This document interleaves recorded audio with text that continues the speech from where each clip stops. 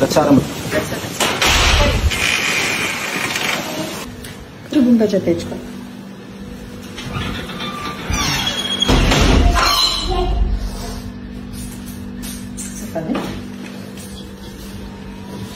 Iya, que acabaram ni hantundia.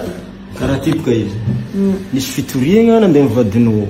Mba fitoriagna mikasiky nô. Abiroan'ny fagnazava. Raha nataony zegny tany izy amin'io ambalamandry.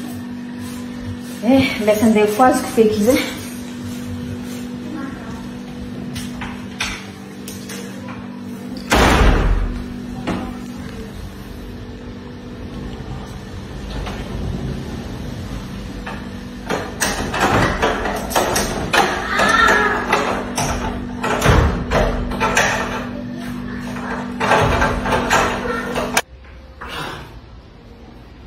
Ore.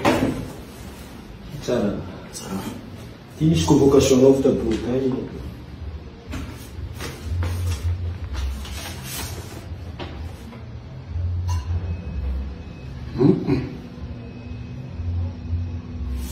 Le manaraka an'izao zegny za. Ya tsy haiko tsy manaraka zany.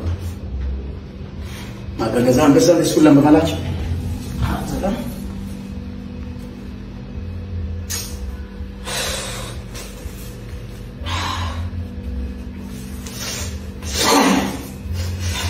Siri donc siri zany. Allô katsika nga io. Anao tsy mamovalamba zay fa allô. Ima. Aza.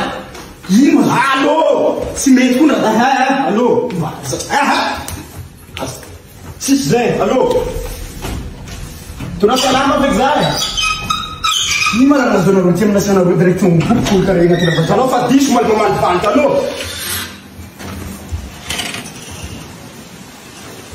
Ke direct bureau ana andeha karaha ty fo. Allô po magnanifo. Papa malaky baronga.